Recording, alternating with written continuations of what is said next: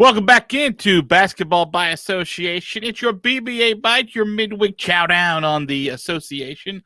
Arky be my name. That be Joel Cortez over there if you're watching on the old YouTubers. Joel, what is up, my friend? Hello. Hey, this is Vacation Joel from a not quite exotic locale, but happy to be having a couple days off and still get to be able to talk basketball. That's not a bad mix on things. And as you alluded to, Arky, Shea, we are on YouTube, so if you haven't checked out the channel yet, if you get us on the audio versions, iTunes, Spotify, Spreaker, all of those great places, and you want the video version, come on by. Please check out the channel, like, subscribe, share, all that good stuff. And of course, if you're watching us on YouTube, you can always get audio only, basically anywhere you get podcasts on this entire planet Earth. Joel, I mean, your camera's a little high for it. You are keeping with theme wearing an NBA shirt, right? Is that one of the try to rebrand Pistons? Yeah, that worked out nicely. That rebranding of the Pistons, huh? That worked good. I mean, can teal ever go wrong if you're in the 1990s? There are a lot of Michiganders who will say yes, but I am in the minority that actually loved those jerseys. But of course, I was in the demographic as a teenage boy right around the time that rebranding happened, so they were hitting squarely into my glove on that, and I was all about that. Can I ask you a question just specifically about uniforms in this playoffs real quick? And it's happened the last few playoffs. Why are we mad at like wearing like normal uniforms like in the playoffs? Like, I know the reason the Knicks were wearing their like black uniforms is because they were on a major losing streak in their blues, so they decided we're not gonna wear those, so screw you guys. And then guess what, they lost, so that sort of superstition fell to the wayside. But like we've seen it with the Cavaliers, wear just like stupid jerseys, like the Warriors with their like sleeve jerseys and stuff. That's become a thing that's happening more. Phoenix, right? Phoenix feels like they have a completely different brand of team since we last seen them in the playoffs. But so does Utah, right? I mean, both of them are doing kind of the rainbow desert color type of thing, and Denver's another one. I hate Denver's Mile High City alternate jerseys. I don't get them. Like, I know they're not for me specifically, but like I don't know who they are for. No, those look like they're out of a 1950s grade school, catalog. They're just awful. And Utah Jazz. I agree overall. The lack of continuity with jerseys has gotten ridiculous. Every single game, it's a different alternate jersey that some team is trotting out. Again, there's a couple of teams that are exceptions to that rule, but it's gotten so out of hand. If every single day is a special jersey, then none of them are special, right? What makes it special is when it's an actual change-up. You can't keep doing that. Like the Hawks, when they were just barely embarrassing my Knicks the other night, they were wearing their MLK jerseys, which is it's a fine jersey, but like it's specific for like a day, particularly. Granted, I know of the history of the South, Atlanta, and Martin Luther King, but like it doesn't, like they've worn their really cool like home and road jerseys in this playoffs, and I don't. I will say this. I will say I'm glad you brought up those. I will say this for that jersey design. Out of the alternates, the many alternates that have been thrown out there, I do think the color scheme is cool on the MLK jerseys. I really like the floor, like the stained glass Hawks logo was really a cool idea. But you're right. Like, does that really speak to the playoffs? Right. I don't know. I mean, if you throw it out there once, and it's a compounding effect.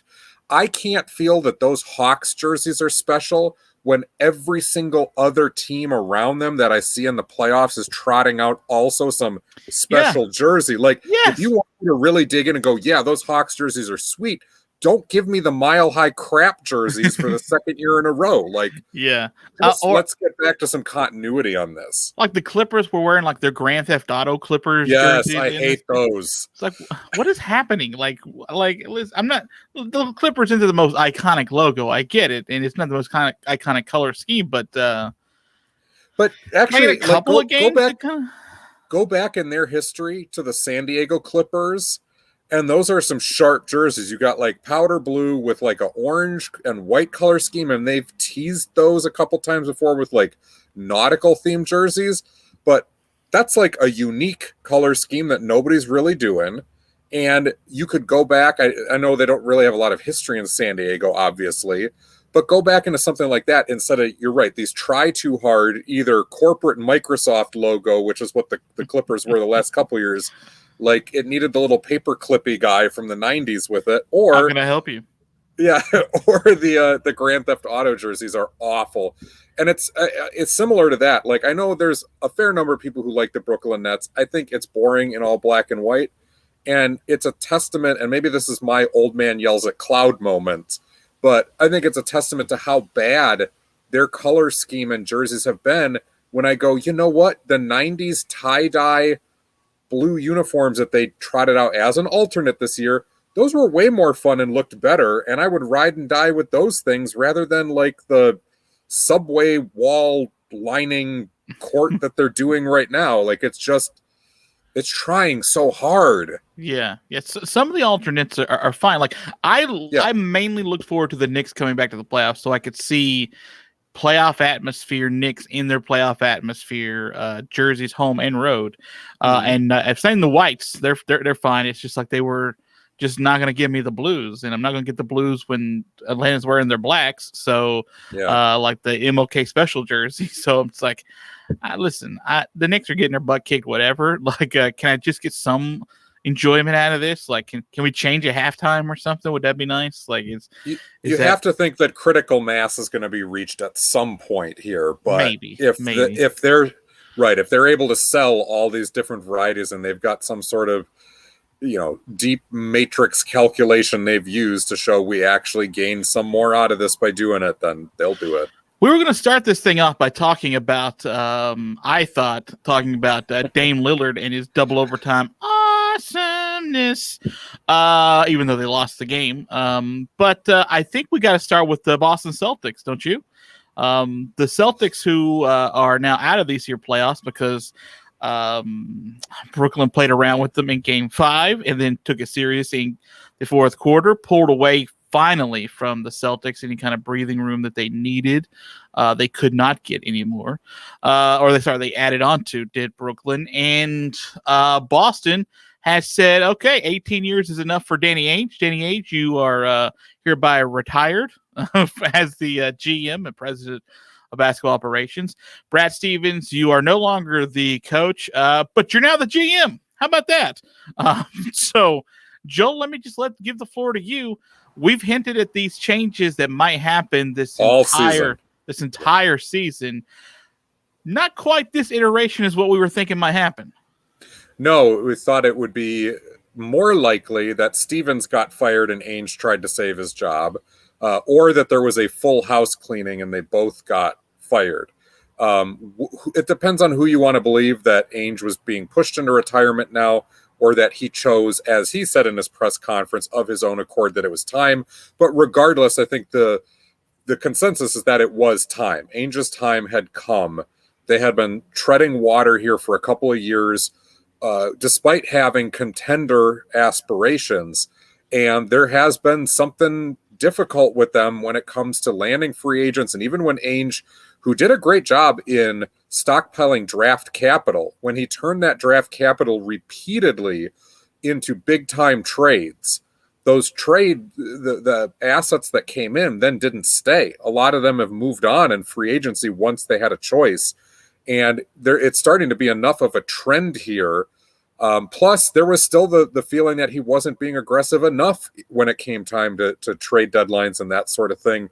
And Ainge talked about being tired, that he was worn out, he was kind of exhausted. And Stevens talked about being kind of tired of coaching and the whole organization just feels tired, doesn't it? Like really tired. And it does. Even like Marcus Smart said after game 5, they were asked about like how far or what does this team need to do to be able to get over the hump, so to speak, in this offseason. And he said, listen, we've been to 3 out of the last 4 Eastern Conference championships. So, I mean, I think we're doing okay. It's like, okay, but like you were in the play-in game this year when you were supposed to be in the mix for the conference championship again. You have pieces there. You've said this entire season. He also talked about how they haven't had all their pieces together and there's been COVID and blah, blah, blah. But like everybody's dealt with that. Every single team has dealt with some type of injury, some type of COVID, some type of setback that, like we can go up and down the list. Philadelphia had missed Joel Embiid for 3 weeks. They're the number 1 seed. Brooklyn missed half of their roster for the entire season. They're good part of the roster. At some point for the entire season, they basically swept, except for a Jason Tatum like 50-point effort. Like they basically swept their first round your team. Like we've seen the good teams deal with this, and the bad teams deal with this. Rise above it, right? Yeah, you were just a bad team this year. Listen, the pieces just they're not there, or like you said, maybe that piece is tired. Danny Ainge has been there 18 years. That is a long, long time to be the GM of an organization, the longest in the NBA, and that is commendable because he's got a championship under his belt and a bunch of Eastern Conference show-ups as well. But we've seen over the last few years with Kyrie Irving and the way he exited, with Gordon Hayward coming in and then basically immediately wanting to leave after he got hurt and wanted to go somewhere else. Not able or wanting to keep Al Horford on the team. Like there's been times where you brought in the talent and it just hasn't worked. And maybe Brad Stevens just also is a tired messenger for this team too. Maybe the team just doesn't hear him the way you thought you would have heard him 4 years ago right now. There's a lot of truth to that. Remember when he came in, he was kind of the golden boy, not only because of his X's and O's acumen, but he was a breath of fresh air within the organization and as a coach, and he had a lot of really solid reviews from his players. And those solid reviews have kind of quieted down over the last couple of years, and you do get the sense that it was going to be time for a change of voice, whether it meant him going on to a different team, or in this case, like this unforeseen scenario of him stepping back and a different voice being brought in. It certainly, I think, is the right time for that. The question now becomes, does Brad Stevens, who has no front office experience whatsoever, to step into the big boy chair as far as the organization is concerned, is he qualified for that? Certainly. Yeah, that's the thing, isn't it? Like Danny Ainge said Brad Stevens was born for this, right? Whatever, right? Like you're in the same press conference as the guy. You're not gonna be like, I don't know about this guy, right? Like this guy seems a little, but like really, Brad Stevens, the guy that couldn't get this team currently over the hump, like what? He's had a say in personnel already. Like he's talked to you about personnel already. So I mean, and there's two sides of the coin to that, because on the one hand, yeah, there's no prior experience, and you go, well, wait a minute, wouldn't it have been better for the Celtics to interview Stevens, interview other candidates? Wouldn't it have been good to get some minority candidates in there and interview them as well? Masai Ujiri would have been like, that's a dude who I don't know if he would have taken the job, available, or if he's even available to do interviews. Yeah, Well, I think his contract's up. Yeah, so he would have had that. Well, I don't know specifically, but who knows? He may not even interviewed anyway. But I imagine he would have interviewed at some point, like to at least be respectful. I mean, it's the Celtics, for crying out loud. Like it's so there's that side, but then there is the other side that Stevens appears to be a cerebral and rather self-aware type of guy who knows what he doesn't know. So surrounding himself with the right people to be able to fill in the gaps of the things that he doesn't do well. He has been around the organization now for a long time.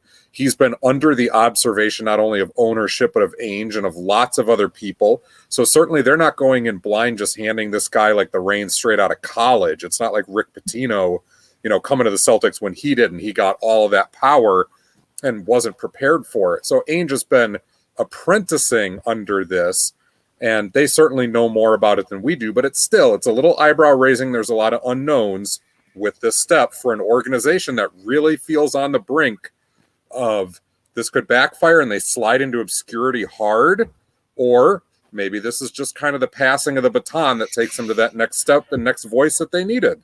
Well, so Brad Stevens also alluded to the fact in this post Game 5 press conference that this will be a very different team next year.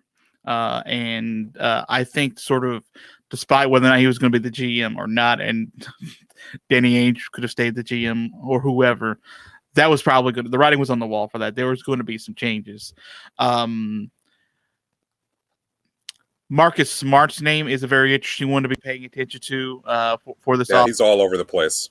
Jaylen Brown, who didn't get to play in these playoffs, has been a name that's been bandied about as a big-time chess piece to sort of move around and try to bring in top talent. Because if you look at where the Celtics are now, and even where they were at the end of last year when they were in the Eastern Conference Finals in the bubble, like 3 teams are clearly ahead of them right now, talent-wise. So, like you have, and Atlanta probably is too. Atlanta's definitely on the up. Like they're definitely on the up. They may be by the time we get to discussing them for next year. You have to make moves. You have to move bodies, and you have to bring in. My thought would be is that I think you'd need some wing scoring. You need some veteran leadership. This team's really young. Like really, really young as far as who's consistently on the floor. Yeah, but at the same time, see, I don't buy into that much anymore. There's a lot of young guys in their reserve line for sure, and Brown and Tatum are still younger guys. Yeah, but Kemba Walker's been around the block. Tristan Thompson's been around the block. Marcus Smart has too. Played like half the games this year. Like no, I understand that, but like Evan Fournier is not a spring chicken either. Like they have veterans. They've got enough veterans that, to me, youth cannot be an excuse any longer. Your young guys are old enough to be taking charge, and there's enough infrastructure elsewhere that the younger guys who are deeper on the bench, like a Romeo Langford or Robert Williams III, guys like that, there are enough guys there that they can learn under and have some infrastructure. Yeah, we'll get to breaking down these scheduling into the postseason, and we got a long way to go before we get there. I'm just sort of operating under the assumption that at least a couple of your young guys are going to be gone. So, like, I think we'll talk about it. We'll talk about it later. This podcast isn't for that, but a very interesting move, and to make it the day after being knocked out of the playoffs is means it's been talked about for at least a minute or two. It's been looming. Yeah, absolutely. Yeah, it's been around. Okay, my next thought is, hey, Damian Lillard, pretty good basketball player, huh? I gotta imagine the talk on the internet last night was Damian Lillard's going to walk into the locker room, and there's going to be no one there because everyone already showered and left and will not look him dead in the eyes because there was the Dame show again, and he almost single-handedly willed that team to a Game 5 victory. A great game between Denver and Portland last night. Yeah, the word instant classic gets, thrown out there maybe a little bit too much these days, but that one absolutely qualifies. We've seen Lillard with these type of performances before. And I got to say this, like, it's obvious to say without Lillard, the Blazers would have been in even more trouble. But when you look at all the numbers from that game, there was no reason the Blazers should have even been able to take it into double overtime like they did. They lost in every meaningful category, whether it's rebounding, assists, turnovers. The Nuggets got more shots. They made more shots. They shot a better percentage. They got to the free throw line almost as much and definitely shot a better percentage. Well, they're like, they did get more free throw shots than Portland did. So in almost every metric that when you get enough of those, it usually signals a win. The Nuggets were ahead in every single one. And Portland was still good enough because of Lillard to be hanging in there and getting it to double overtime, despite the fact, and this is what really blows my mind, they played 2 overtime periods, and there was no other player besides Lillard who scored more than 20 points. Granted, Robert Covington at 19 and CJ McCollum at 18, but that's a pretty low number for key guys in a double overtime game, and no one else had 20. Nobody off the bench was in double figures. Like, it's one of those mind-boggling games that if you didn't watch it, if you're just looking at the statistics, you go, I don't get this. I don't understand how these numbers even make sense. But then when you watch that game and you're watching Lillard repeatedly bring them back from being down like 10 points, 13 points, and they just keep slugging back into it, and you go, oh, okay, yep, nope, I get it. I 100% get it. But a couple of big miscues at the end. CJ McCollum steps out of bounds. Robert Covington, point blank blows a layup. Those are maybe what you were alluding to with other Blazers not being able to look him in the eye, because yes, they had their shots and he put them in position. But you look on the Denver side, you've got 38 from Jokic, 26 from Porter, 28 from Monte Morris, and two other guys that were in double figures too. So other guys doing a little bit more, even if they had a lot of guys on the Nuggets side that only scored like a basket here or there too up and down that lineup. The first 50 points for Dame was scored on 21 shots.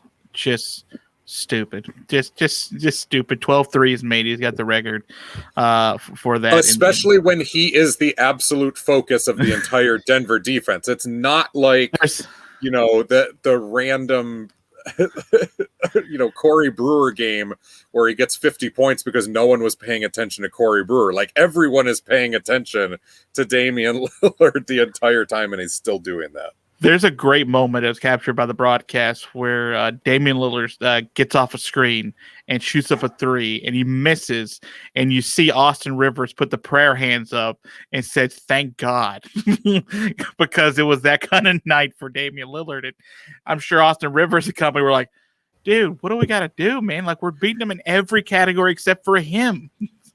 There's an entire 2.5 hours worth of entertainment to just watch Austin Rivers' facial reactions throughout that game, having to guard Damian Lillard. Like, just go back and watch that. The amount of frustration, like you said, the prayers to the heavens, but even like times that he was getting called for fouls, it was tragic comedy to watch Rivers being stuck in that position with Lillard all night, and nothing he could do, and just praying over and over again. Let me ask you about another game that happened last night. The Suns now lead their series 3-2, and what was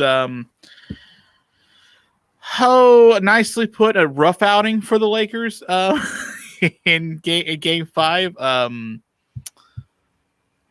Losing by 30 at the half is not ideal, to be honest with you. I think scoring 36 points in the first half total is not ideal. We are aware that Anthony Davis is out, but LeBron James wasn't.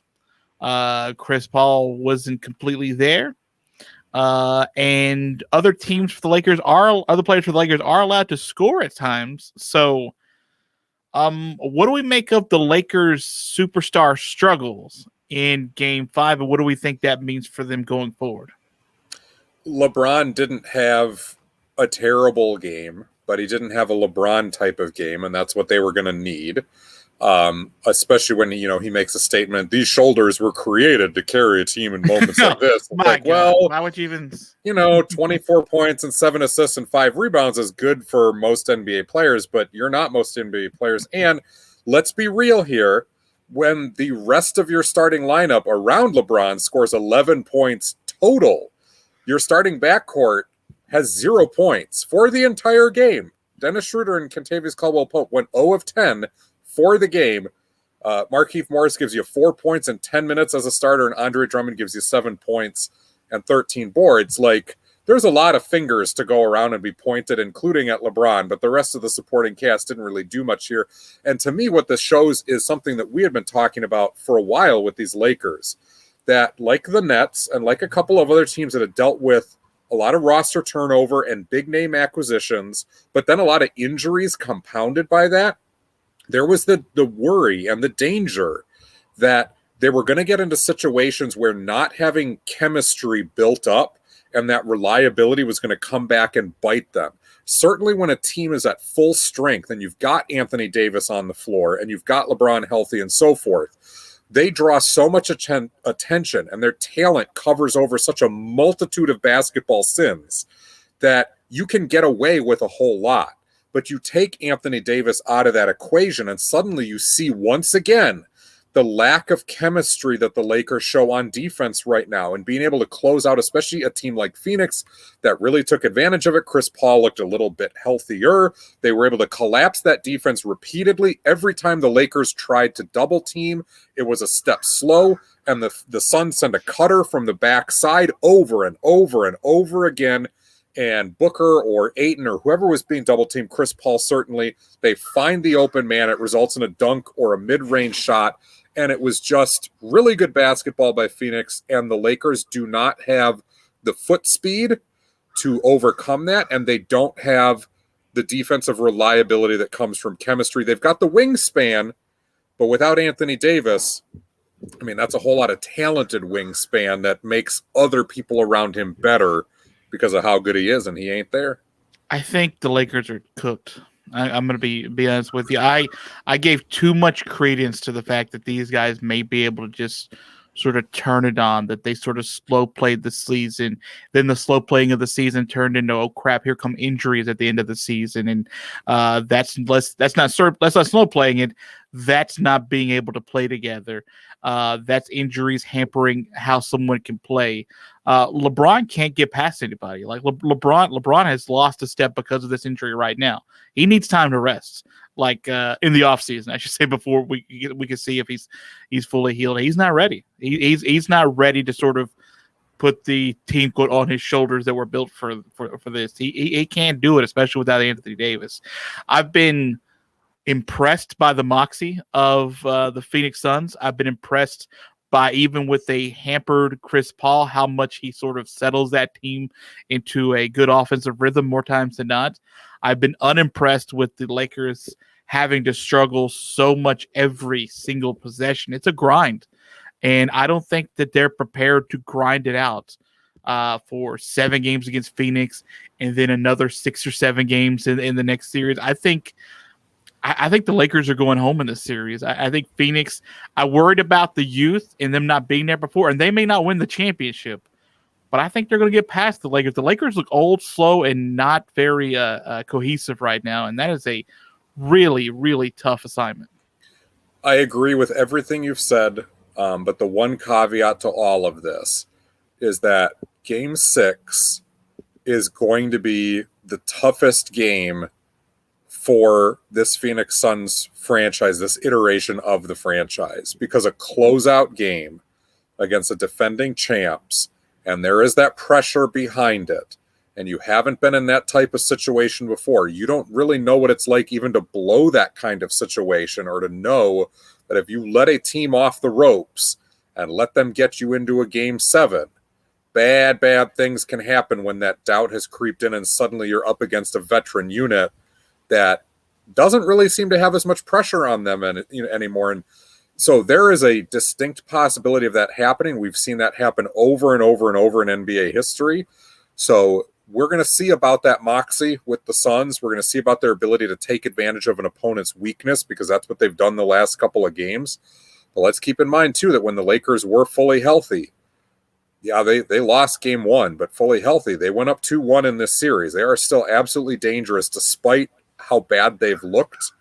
I don't think their starting backcourt goes scoreless. I don't think their starting lineup scores only 11 points in this coming game. So Phoenix, get ready, close it out. Do not let this go to a Game 7 or bad things happen, because your seeding, your season, all of it's meaningless at that point. Coming up tonight, Game 5 of the Knicks and Hawks is going to happen, and this is where the Knicks close it out.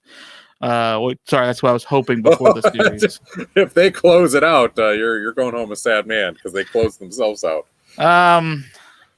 That's what we call a Freudian slip in technical terms. Well, I was hoping going into this it would be Game 5 and the Knicks would go through, but the Knicks have been overwhelmed, man. They have been outmatched. The Hawks have looked really, really on their game since Game 1.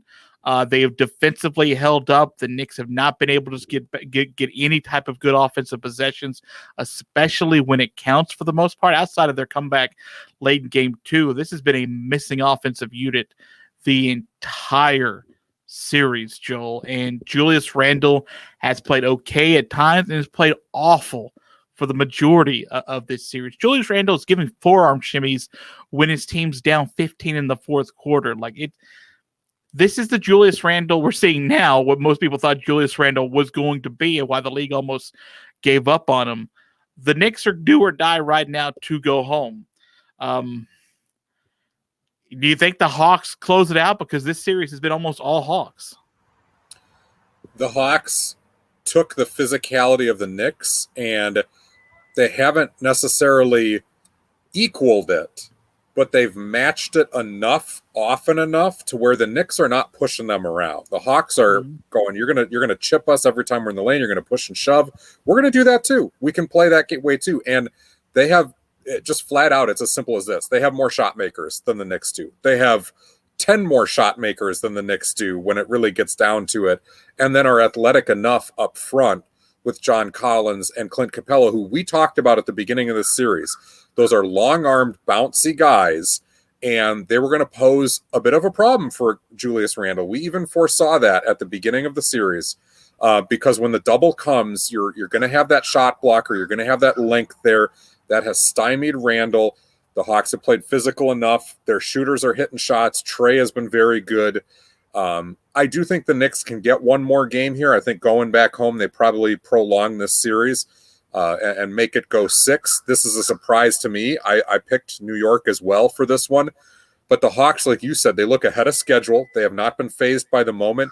They look not only good enough to beat New York, they look good enough to potentially beat a Joel Embiid-less Philadelphia 76ers in the next round if they get there. That's how dangerous and multifaceted they become. And this is what the Atlanta, front office had to have been envisioning when they put this team together at the beginning of this season. And it was slow rolled because of injuries and then coaching change, but there's been momentum building with them all year. And we're going, yeah, I see what the plan has been with this group. Yeah. So I mentioned before the start of the series that the Knicks have such a razor thin margin to sort of play with. And if you start out games going down like 19-6, this team's not built to come back. This team's not built to fight back consistently and go on 10-2 runs. You're right on. You're right on. So when you get blown out the gate early, 4 quarters is not enough for them to try to get back. And when your margin of error is so thin, every little mistake doubles, triples, and how much your margin end up on the scoreboard goes down. And next thing you know, you're down 14 before you get to the halfway point of the first quarter. And it looks like a enormous mountain to climb up when you don't have a scoring team like the Knicks do. And when you're playing and trying to defensive scheme against one of the rare NBA players, like a Damian Lillard, who we talked about with the Blazers, you're trying to scheme against a guy who is unschemable. Like, you can build whatever defense you want, and Trae Young is still going to get his. He's still going to do really productive things, and even when he hasn't been shooting, he's found open shooters. And like we talked about with the Hawks, like Herter and Gallinari have given them great minutes off the bench as knockdown guys. Lou Williams has done the same thing. You've got Bogdanovich in that lineup. DeAndre Hunter coming back from injury has looked a lot better. So there's just weapons all over the place that are hitting threes, and it starts with the fact that Trae Young generally still gets to where he wants to go, and even if he opts not to shoot, it's because a pass has opened up. And a Knicks team built so much on defense and so little on offense, like you said, this is the type of matchup where they probably can't get away with that. No, and it has been my worst nightmares come to fruition watching this Knicks team, because unless they're in it in the fourth quarter, because they're not going to blow anybody out. They're not going to blow Atlanta out by any stretch of the imagination. But unless they're within a couple of buckets going into the fourth quarter, like, it's tough. It's like playing with an undermanned team on like 2K19 or something, and you have it on the hardest level. It's like, you got to be in it. You got to be close. And the Knicks don't have scoring to be able to just make up for those margins. But yes, the Knicks in 7. So Memphis and Utah are on tap for tonight too. Memphis is down 3-1, has showed a lot of spunk and a lot of heart, and Ja Morant has played pretty darn well in these playoffs. But is Utah finally going to put the nail in their heart finally?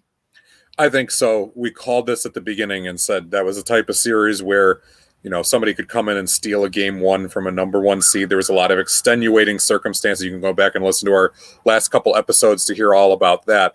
And Memphis did take advantage of it. And like you said, they fought. And I really think when I look at the Grizzlies, you're looking at the Utah Jazz a few years ago. Like the Jazz right now in this series are looking at the younger version of themselves. Yeah, it's built a little bit differently because you've got Valanciunas and Jaren Jackson Jr. up front. Those are their two other best guys. But they're gritty. They're built around a guard who manufactures the offense, whether it's Donovan Mitchell or Ja Morant. And you got to find enough shooters and enough guys that'll move the ball and just fill their roles. And you got to get like a clear second wheel. For Utah, it's a 2A and a 2B because it's Bogdanovich on the offensive end, and then it's Rudy Gobert on the defensive end, and they can split that. Then you've got Joe Ingles and Mike Conley filling the gaps. You've got, Georges Niang, who's giving them some minutes. And we got to, shout out Jordan Clarkson, who, when Donovan Mitchell is out there and able to play and Clarkson slides to that bench role, he is perfect for that, as he showed, in their previous game. So Memphis has got to look at that blueprint and go, we've got the horses up front. We've got some shooting. We've got plenty of defenders. We just got to develop one other guy. It's probably not Valanciunas, who works more as a third wheel. We got to develop one other guy, whether it turns into Dylan Brooks or Jaren Jackson, who truly becomes a second wheel NBA player. And we've got the defensive identity and blueprint to be really good, but they're not there yet. We knew that already. So, yeah, I think Utah closes out. Clippers, Mavs tied 2 games apiece going into the Wednesday night affairs. Who gets game 5? I think the Clippers keep this momentum rolling and go up 3-2, but we called this as probably a 7-game series to start with, and I think it very much will go that route. The difference has been, as again, we talked about like a week ago when the Mavs were up 2-0, that the Clippers were not getting scoring help from their supporting cast, nor were they getting defensive help from the supporting cast. The scoring really hasn't picked up all that much from the rest of the guys. It still has been the Paul George, Kawhi Leonard show, and you're lucky if like one other Clipper gets you 15 points. Nobody else gets in double figures, but they are defending much, much better. And of course, Dallas is dealing with the fact that Luka's neck is hurt. We don't really know the severity of it. There's conflicting reports on that, but he didn't look right in their previous game. That certainly doesn't help. And some of those supporting cast guys have gone a little bit cold because, like so many teams, when you are built around a transcendent player, but the rest of your guys are, I don't want to call them run-of-the-mill because they're good role players, but that's what they are, role players. You don't really have a guy to pick up the slack when Luka is down, and it creates this big domino effect. That's what's happening. And, of course, kudos to the Clippers for circling the wagons a little bit here and locking down on defense with some urgency. Yeah, it did not look good for them early. Like it did not, and they have definitely. I think circling the wagons is the right phrase for this. Like they definitely have sort of rallied and said, "Wait, hold on a minute. Let's make our adjustments." They have, and I'm with you. I think this is still a 7-game series. I think this is the most competitive of all the series that we're still going to see. I think Denver Portland goes 7 as well. I'm going to take them 7 games too. Denver Portland has definitely been the sexiest of the competitive series. That is for sure. With tons of points and tons of star power, especially. I mean, when Damian Lillard can go for 55 and like. We went for 30 and a quarter or something. What was it? Or 20 and a quarter at some point earlier. The same series. I mean, just stupid, silly stuff that it doesn't make sense in basketball, but yet also makes all the sense in the world in the basketball. Let me ask you about a couple more series real quick. Philadelphia loses Joel Embiid, and they lose Game 4, so they lose the ability to sweep Washington. They're 6-point favorites tonight. Embiid list or Embiid full this evening. Do you expect Philadelphia to still make short work of Washington? Embiid will not play tonight, and I think Washington can get one more game. Rui Hachimura is kind of growing up before our eyes. Westbrook and Beal are doing their thing. The X factor might be that Davis Bertans is out, and we've talked many times before about how Washington's just undermanned in general, and they don't really have the ability to keep calling up guys. Philadelphia, they'll probably start Dwight Howard. Maybe they go small. Maybe they move Ben Simmons to center and just stick another guard in that lineup. They certainly have the ability to do that. I think there's going to be a little bit of a reacclimation period. They've been able to win without Ben Simmons at times. They've had a harder time winning without Joel Embiid. So I think Washington can steal one more, but it's kind of just fighting that uphill losing battle that eventually Philly closes this thing out because they're the better team and they will adjust, but it may take them a little bit to wrap their minds around this. Yeah, I don't have much extra to say. I think Philly, I already have them winning the championship. So I think they're going to get past this. Just rest Embiid, obviously, and hope he's as ready as he can be as soon as possible to go forward into the semis in the next round. Actually, in a weird way, if they need to get him extra days of rest, it almost behooves them to lose this game and get another game to rest because you don't know if Atlanta closes out New York and then suddenly you win tonight. You got to face them real quick here. There's not much rest before that actually comes up. Whereas maybe, like you said, maybe the Hawks and Knicks series goes a little longer, or at least you get one more game in this series and try to stretch that out a bit.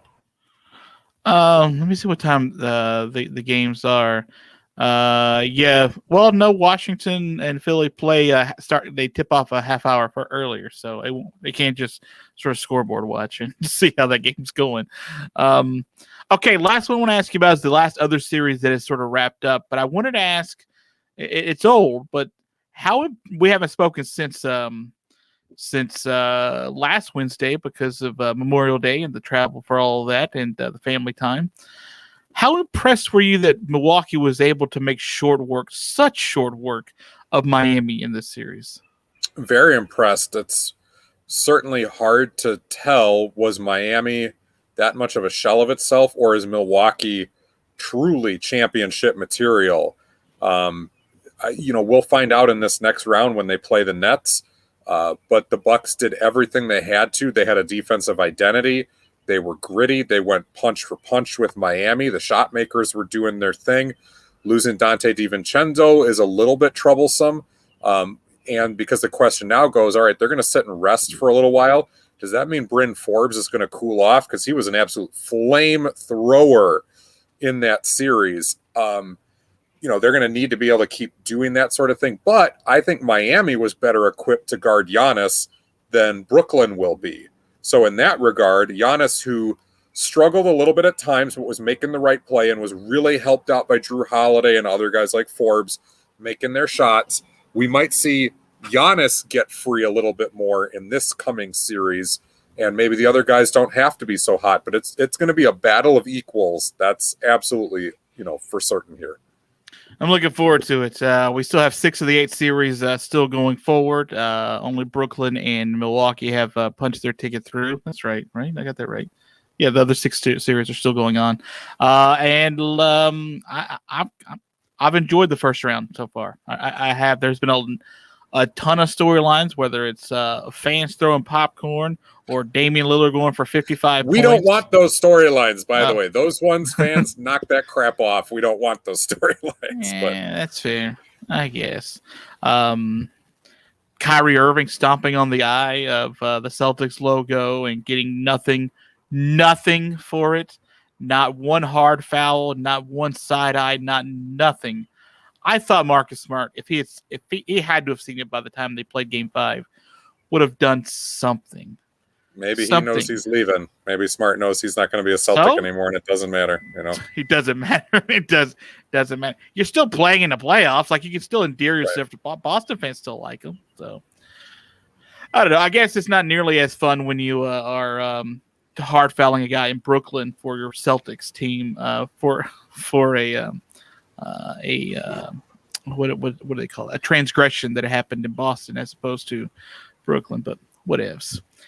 This was a little bit longer because we have to talk to you guys. Some vacation time. Yeah. So BbA bites usually are shorter, and they probably will be. Granted that it's only Father's Day coming up in a few weeks, so we'll deal with that however we can. But Joel, this has been fun. It's been fun to catch up with you, talk some hoopies, and I think it's your turn to sign this bad boy off. Yeah, I appreciate the double bite. Good things came in twos today. And like we said before, if you haven't checked out the YouTube channel yet, please do that. Give us a like, a subscription, a free subscription, but subscribe nonetheless.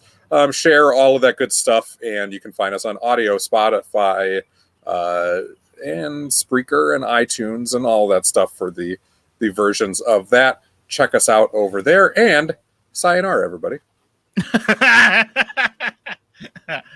And goodbye.